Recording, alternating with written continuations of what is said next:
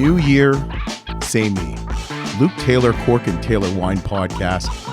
I'm excited to be back. It's a new year. We've got a lot of great things planned, and I appreciate you guys listening.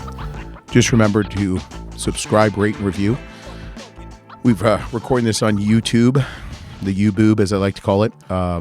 Press the subscribe button somewhere down there. If you're listening to us through the podcast platform, remember to subscribe, rate, and review. Really appreciate it. I was doing some reading about rating, review, and subscribing. Just helps to get us to more people and out to all the wine lovers in the world. And it's interesting. Some statistics. I'm very excited. First of all, we were rated the 233rd food podcast in South Korea. So I am going to simply say Gavana Wana Bana Dina. I think that's thank you in Korean. Wana Gawana Haba Vana Wana. So I probably just lost my only listener in South Korea. I apologize. But no, it was a nice year. The Cork and Taylor Wine Podcast was listened in 55 countries. Oh my God, it's everywhere. 55 countries. I'm very proud of the one download that was in Greece. My beautiful wife and I of 17 and a half years. She gets a medal every day and trophy. We're in Greece, and I don't know if I listened to myself, so we got one listener. The most listened country, I kind of did a quiz with my wife and kids, and they really weren't participating. Jack, my youngest, kept saying Netherlands. The Netherlands, not a country. The Netherlands is, and Neverland is a fictional thing in some probably Disney movie. So number one was the United States. I would hope so. Number two was a little bit surprising of Germany. Thank you, Azittelzane. I think that's what they say. Number three was Canada. A little bit disappointed being Canadian and have some listeners there. So we need to increase the listenership in the Cork and Taylor Wine Podcast in Canada. Number four was Australia. Put the shrimp on the Barbie. Thank you very much. Number five was the Philippines. Number six was Sweden. I think that's wonderful. Big up to Sweden. Number seven was Japan. Thank you for that. Number eight was France. I need to have some more French people, which is funny. I don't know how many downloads or what Italy was because I had Sebastiano Caponi, the Count of Villa Cancinaya. So, and then 9 was the UK. I need my cousins that probably don't listen to start listening. And number 10 was China. So I appreciate all the listening, and I'm excited for a new year. So with that being said, I also got a little present from one of our former guests who we had on recently, and I think it's a great concept. And it was Ron Sharman, the Quicker Picker-Upper, Charmin toilet paper, and no, not toilet paper. Yeah, they do toilet paper. But Ron Sharman, not of Charmin Quicker Picker-Upper, of Fly with Wine. And he sent me. I was very excited. I'm so excited I haven't even unboxed it yet. So I got a Vinegard Valise Grande 12-pack traveling suitcase. I mean, it is awesome. I think I might do a review of it and throw some stuff on Instagram. I'm very excited. I'm going to be going to NAMP at the end of the month to get some more great podcasts. So I might just have to take it out there and get some goodies. It's very difficult to buy wine right now because January was painful. December, everybody always asks me in my family, what would you like for Christmas? And I'm like, a low credit card bill.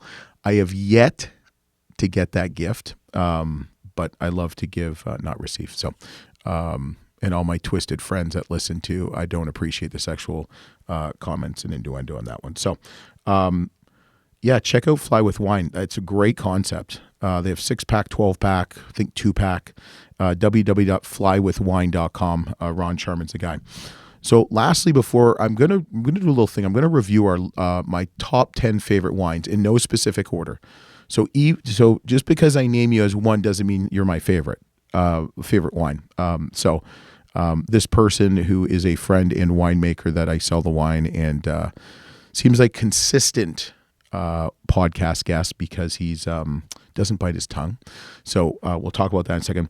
But just check out in about a month or so the first ever Cork and Taylor Wine Madness tournament, wine tournament. We're going to pair 20 to 24 wines from previous guests. We've got some great entries. I can't say yet because it's going to be blind tasted by about 6 to 8 judges. One of the judges who's helping me kind of run this thing is Master Somm and friend Larry O'Brien and trusted agent of the Cork and Taylor Wine Podcast. We got some other people, Brian Fry from Barrel 33, Adam Zanotti, who's now Barrel 33, formerly of Station Square, Wes Cowley of Colonial Beverage, Jim Fink, who's a Michigan fan, go Blue Jimmy, Jim or James, who's a Somm, and John Pogemeyer from Heinen's, who is a previous guest. So, and I've got 2 more in the bag, that sounds bad.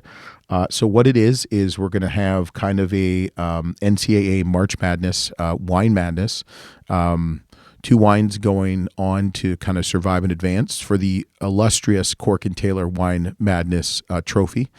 And you listeners can actually, I'll have it set up in a little bit. You guys can actually make some predictions and win some great prizes. We've got Corvin, who's going to partner with us for some great prizes. Some of the wineries that are participating are going to give some prizes. So it's going to be really worth it. And I'm talking to some previous guests that we've had on there. I've got to reach out to Ron and Maximilian and some others. So that's going to be a lot of fun. It's free to enter.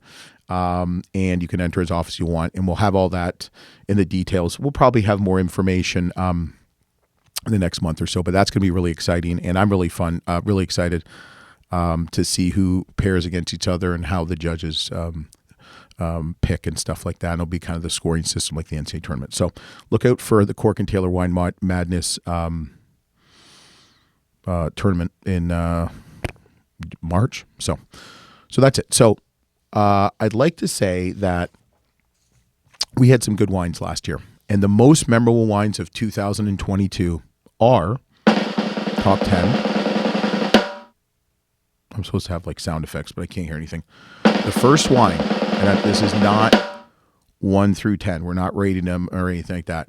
But the 10 most, I decided I got to do something a little bit fun and different. The 10 most memorable wines of the Cork and Taylor Wine Podcast. Luke Taylor the first one is 2018 Keenan Reserve Cabernet Sauvignon from Spring Mountain. Retails for about $135. It is a great and wonderful example of the Spring Mountain, which is in the Napa Valley. Powerful yet elegant, kind of like the winemaker and owner Michael Keenan. That's all I got for Michael Keenan. It's like Mike Tyson hitting you in the face, but then picking you up after knocking you down and giving you some, like a hug, a warm hug. It's just beautiful. It has about 5% Cab Franc, and it's really good. And I always think Keenan is great value. They don't go for, they don't advertise, and you don't see it everywhere, but it is good shit. 42nd vintage, which is impressive. So the 2018 Keenan Reserve Cabernet Sauvignon from Spring Mountain, about $135, $140, depending. In Ohio, it's probably like $300 now. It's about $140, I think. So. Oh, shit. Second wine, previous guest, the 2016 Laird Master Ranch Cabernet Sauvignon for like $85 to $90, $80 to $90. It is phenomenal. Yountville appellation. They only make about 800 cases produced. Chewy tannins, but not overly over the top. Nice fruit. Definitely that and the Keenan Reserve will lay down, but it's drinking beautifully right now. So 2016 Laird Master Ranch Cab from the Napa Valley.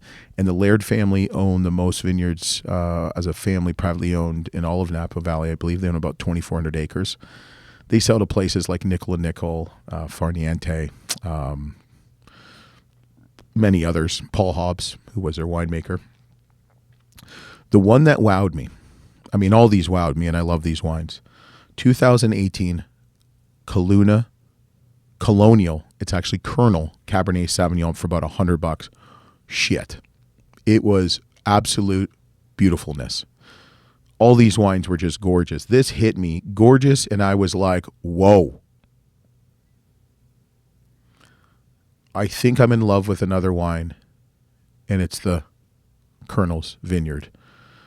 David Jeffrey is the owner winemaker. We had him on the podcast. Great wine. It's a great balance between tannins and acidity, and shit will age no problem for about 20 years. But why wait? Why wait? Patience is not a virtue. It is something you have to deal with when you have young kids.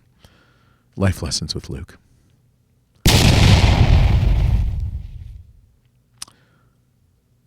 (2018) Villa Cancionaia, Vigna La Fornance, about $70. 100% Sangiovese, all organic, lush and silky. Oh my Lord. We had Count Sebastian Caponi, who's like 300th generation wine people in Tuscany. And I still can't. I can taste it right now. I can taste all these right now. La Fornance means the furnace. So I'm a little bit nervous about that. They did have one of the Silence of the Lambs movies made there. So maybe that's part of it, but that's the only foreign wine. So what does that tell you? I need to probably expand my horizons and get some more foreigners on the podcast. That's my goal in 2023. And going into Napa, I'm obviously not doing that. So what do I know? I like to listen. I like to learn. I just don't like to do. I do what I do. Next wine. 2018 Cayman Cabernet Sauvignon. About $90 to $100. I will tell you that was probably the prettiest interview I've ever done. And I don't mean that negatively to any of the interviews. They're all gorgeous. But this view on Moon Mountain was spectacular. It was just, I mean, I can see it right now. Mr. Cayman was a gem. Interesting, opinionated. You know, the Karate Kid. Wax on, wax off. He says, and then he writes, sometimes he'll sign bottles, wax on, fuck off. Excuse my French. I hope my son Sam's not listening to this. Talking about my son Sam, he's 9. He's my mini-me, as are all my kids, but him more so, just looks a lot like me. And we kind of laid into him for his attitude. And he said to me that he gave me a negative review on the podcast. So that was a little bit hurtful. And I was trying to explain to him when he kind of calmed down that that's not good. I'm trying to get more reviews and more stars because it means more people will listen and it'll get out there more. So I don't know if he's changed it. I got to ask him about that. But the Cayman Cabernet is just rich, layered, and gorgeous. It just keeps going. Chocolate notes, which, as you can see, I don't like to say I'm overweight. I'm big and sexy, and I love chocolate, and bad problem for me. But the wines are just excellent. Mark Harold is the winemaker. Gianna, his wife, is the GM, and they just do a great job. Mr. Cayman's interview, Mark Cayman's interview, was probably the toughest because I didn't know what I was going to get. But really nice gentleman, and great view. If you can ever get it to any of these wineries, it's obviously go for it. The next wine was the 2018 CV Cabernet Sauvignon. Over $200. Polished and sophisticated. They only make about 1,000 cases. Jim Duane is the winemaker with Philippe Melka. And Jim Duane has a podcast, and he was on the podcast, obviously Inside Winemaking. And really good dude. Beautiful property. That's what Napa is to me. And I will tell you, if you go to Laird or more so Keenan, because it's more tucked in the up, in Spring Mountain. Laird is still beautiful, and don't get me wrong, and how they operate is very much what I love. But like CV is like, your phone doesn't work. Your phone just doesn't work, which is good and bad. But just everything like Old Stone and the wines are just spectacular. This wine was just gorgeous, big and juicy, and I mean, it reminded me a lot reminded me a lot like Keenan.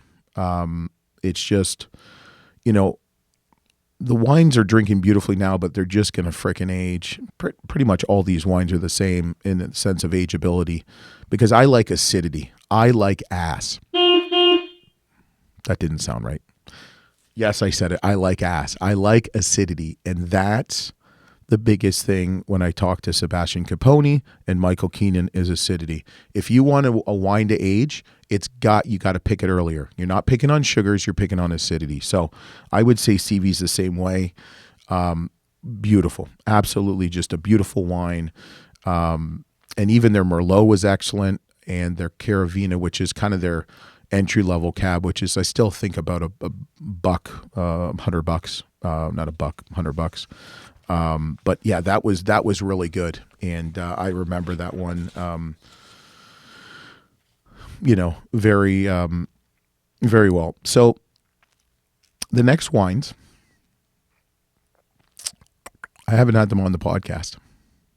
I don't distribute them. I don't distribute CV or Cayman or Villa Canchinaia. These next wines I do not distribute. I'd love to, but I almost did. And I've been to this property multiple times. I'm hoping, fingers crossed, I am going to get the winemaker for this one, because this is an old, iconic, kind of like old school winery, just like CV and Keenan and Laird and the next couple coming up too, at least the last one or two, maybe three even too. I've always collected this wine. It's Larkmead. And I actually tried it on a lurch. I was down in Carfagna's tasting Raji on some wines with my rep, Sweet Lou. I tell Lou often that he's my favorite rep in Columbus, and he doesn't like that because he's my only one. I'm sorry, Joe. I love you. And I know hopefully you're listening. Thanks for supporting the podcast, Joseph, but Calaruso. But I tried these wines, and I met the rep, Joe Corsini, who actually just was with Michael Keenan the week before out in Napa. And, all their wines, I mean, I put all three. There's a 19 Cabernet, which retails for about $125. There's the Firebell, which is, I think, $80 or $90, and that's their red blend. And then the Solari, which is about $150 to $175. That was 2018. And just gorgeous. I mean, I ended up buying some. Don't tell my wife. She doesn't really care, to be honest with you. The Solari is like the pinnacle of power. Like, it's just, like body punches, body punches, and then an uppercut left. But it's just like, this wine is consistent, the most complex and persistent on the palate, broad in both force and length. I feel like they're writing about me. Probably not, but just gorgeous. And I mean, all these wines, and it's funny, every wine that I picked has ageability. The Cabernet is 1,600 cases, 100% cab, great fruit, will age nicely. So Larkmead, please, if you're listening to this, we got to get Avery, the winemaker, on the podcast. We're actually working with that. That's one of the ones that Larkmead I'm hoping to get on the podcast. But I've got some other good ones, and I'm excited. So I'm not going to tell you. I like to surprise, but you'll be surprised. I mean, we're going into our, I guess, third year, and it's still head-scratching some of the people I've had on the podcast, let alone all of them. Why the hell they want to spend some time with me and talk wine? I mean, you look at these people like David Ramey. I mean, legend. He's been on the cover of Wine Spectator multiple times. Tor Kenward, same thing. And they're just good people, first and foremost. Even people that I sell their wine, that they would come on and share their time and share their story.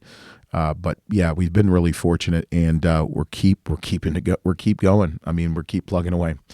Next wine, actually the next two wines I had was, so when you're going out to podcasts, you always want to leave like a little buffer of time. But the problem is when you have like 2-3 hours to kill, like, what are you going to do? You're going to go read a book? You're going to go for a walk? No, you're going to go to a wine shop or wine store. So I tried these next two wines at the Oakville Grocery. I was had some time to kill before I went to visit Violet Gergich at Gergich Hills.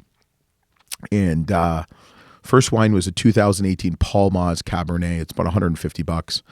95.81 Cabernet, and then 4.19% Cabernet Franc. I love the technicalities of it.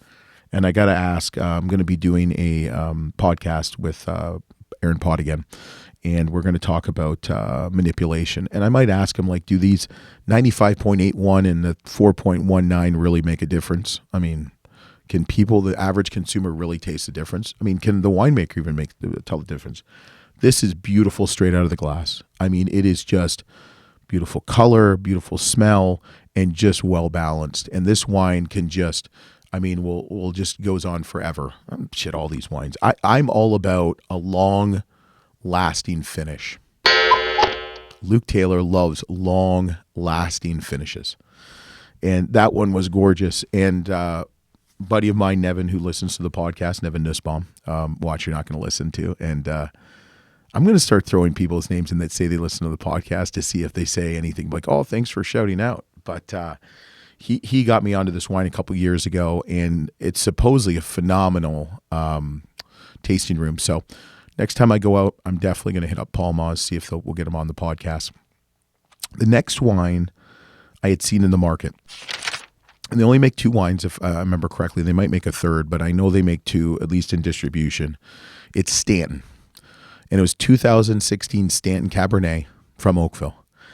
And as you know, if you've listened to this podcast long enough, Oakville is where I'm from.